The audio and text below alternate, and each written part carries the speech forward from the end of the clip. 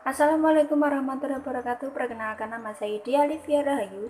Di sini saya mewakili kelompok kami yang beranggotakan Ipung Prasetyo, Latifatul Fajriah, dan Aini Nurjatilah. Pada kesempatan kali ini, kelompok kami akan membahas tentang clustering K-means. Seperti yang kita ketahui, clustering adalah metode pengelompokan data. Clustering adalah suatu proses untuk mengelompokkan data ke dalam beberapa cluster atau kelompok, sehingga data dalam satu cluster memiliki tingkat kemiripan yang maksimum dan data antara cluster memiliki kemiripan yang minimum. Manfaat clustering merupakan metode segmentasi data yang sangat berguna dalam prediksi dan analisa masalah bisnis tertentu. Contoh segmentasi pasar, marketing, dan pemetaan zona wilayah. Untuk mengidentifikasi objek dalam berbagai bidang seperti computer vision dan image processing.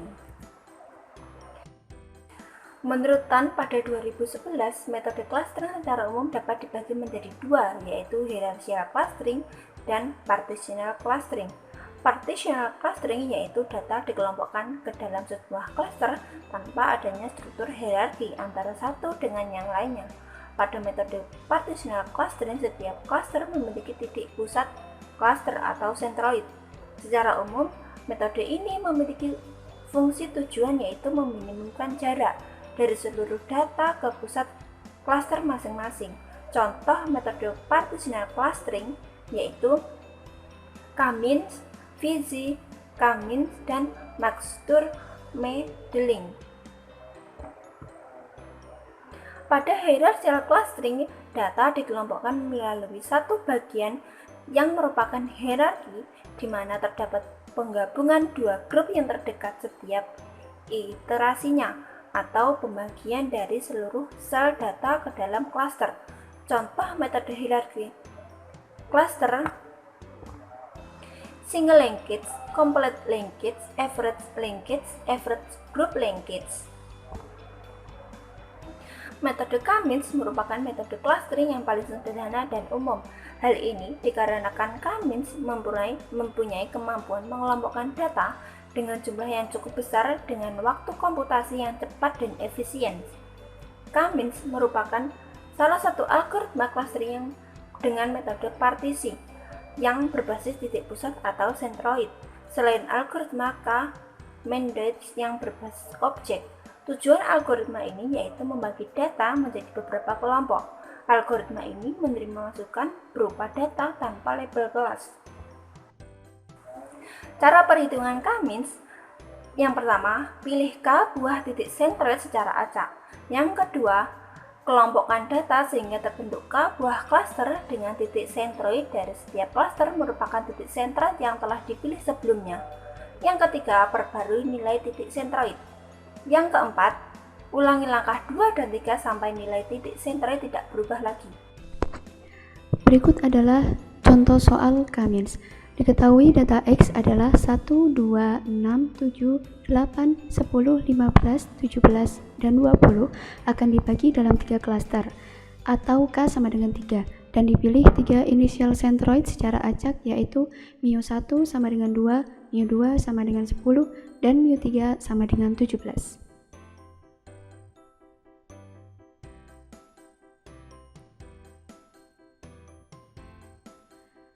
Langsung saja pada proses iterasi yang pertama. Di sini sudah saya buatkan tabel. Di sini adalah μ1 sama dengan 2, μ2 sama dengan 10, μ3 sama dengan 17. Di sini kenapa didapat angka 1? Karena 1 dikurangi 2 sama dengan 1, 1 dikurangi 10 sama dengan 9, 1 dikurangi 17 sama dengan 16. Selanjutnya 2 dikurangi 2 sama dengan 0, 2 dikurangi 10 sama dengan 8, 2 dikurangi 17 sama dengan 15. Setelah kita mencari hasil pada tabel yang saya blok biru, kemudian proses penentuan klaster. Di sini kenapa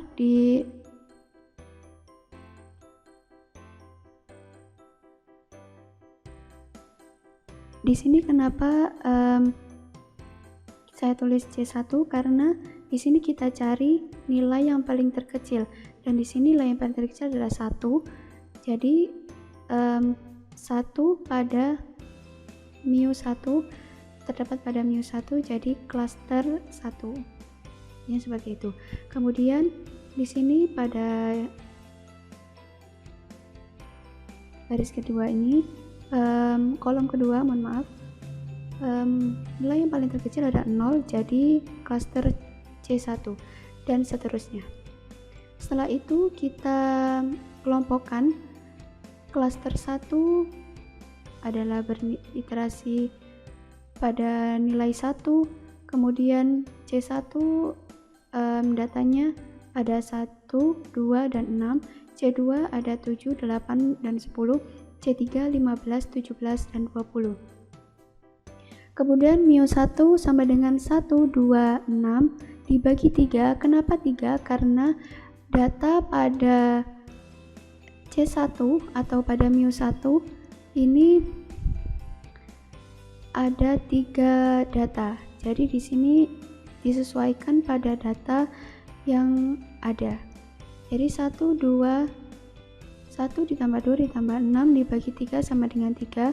7 ditambah ini mu2 sama dengan 7 ditambah 8 ditambah 10 dibagi 3 sama dengan 8,33. mu3 sama dengan 15 ditambah 17 ditambah 20 dibagi 3 sama dengan 17,33. Kemudian berikut adalah proses iterasi yang kedua. Karena mu pada iterasi pertama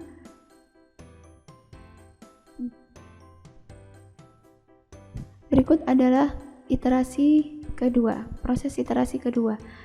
Karena mu sudah berubah, jadi di sini juga mu otomatis berubah. Yang awalnya 2, 10, 17 dan kita hitung lagi pada iterasi pertama yang kita dapat nilai mu1, 2, dan 3.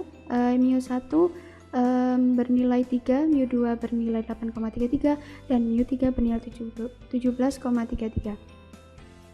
Di sini kita langsung tulis di sini mu1 sama dengan 3 sesuai dengan tadi ya pada iterasi pertama.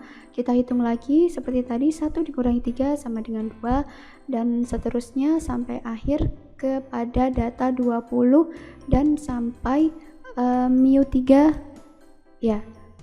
Setelah itu kita tentukan klasternya. Di sini pada kolom 1 nilai yang paling terkecil adalah 2, jadi otomatis klaster adalah termasuk dari klaster 1 dan seterusnya. Seperti tadi kita cari nilai yang paling terkecil ya.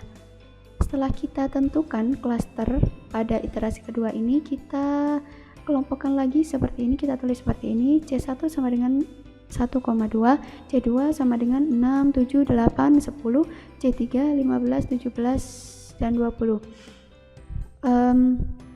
Kemudian mu1 sama dengan 1 ditambah 2 dibagi 2 seperti ini ya. Kita pindah, kita cari mu pada di sini. Kenapa kita cari seperti ini? Karena kita proses ini ada 3 kali proses iterasi, jadi kita harus mencari mu yang akan kita hitung ya. Kita balik lagi ya. mu1 sama dengan 1 ditambah 2 dibagi 2 sama dengan 1,5. mu2 sama dengan 6 ditambah 7 ditambah 8 ditambah 10 dibagi 4 sama dengan 7,75 ya. Ini kenapa 4? Karena data pada C2 atau mu2 ada 4, 1, 2, 3, 4. Nah, ini disesuaikan pada data yang ada di dalam mu2 atau mu yang Anda kerjakan. Nah, kemudian mu3 15, 17, 20 dibagi 3 sama dengan 17,33. Setelah pada mu2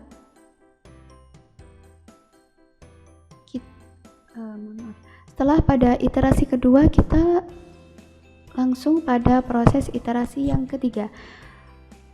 Sebelumnya mu yang kita dapatkan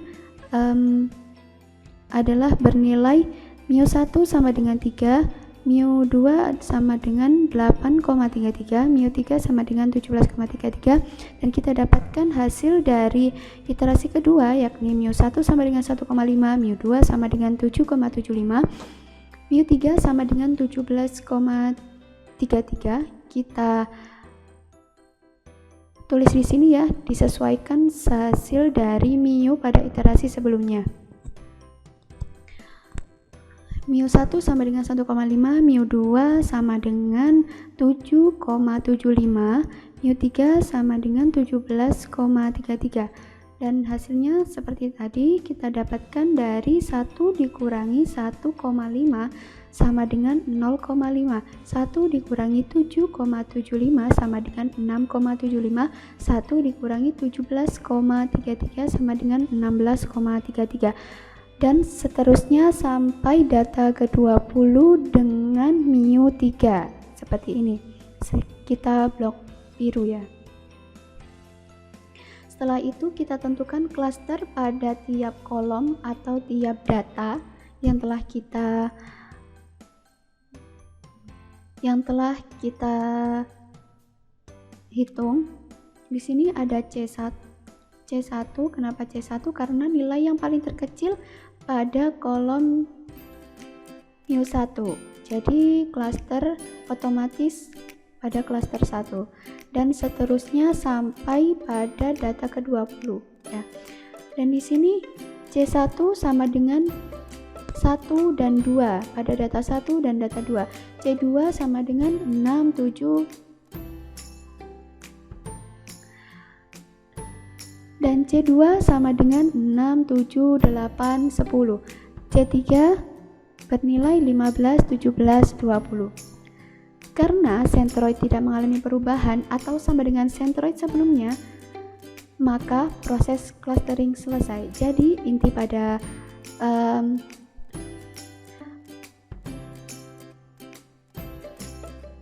perhitungan pada proses clustering Cummings ini, jika nilai pada contoh pada iterasi ketiga hasilnya sama dengan pada nilai iterasi kedua, maka proses clustering selesai. Dan kita lihat ya, di sini sesuai nggak ya? Di sini nilai pada iterasi atau cluster pada cluster 1, cluster 2, cluster 3 adalah sama ya pada proses iterasi kedua. Jadi proses clustering selesai. Itulah tadi penjelasan tentang Big Data. Mohon maaf atas segala kesalahan kami, dan semoga dari apa yang kami sampaikan bermanfaat untuk kalian semua. Amin. Tak lupa kami mengucapkan terima kasih kepada Bapak Ki Adiantoro IRMT selaku dosen pengampu pada mata kuliah Data Warehousing. Dan terima kasih telah menonton. Jangan lupa like, comment, and subscribe ya.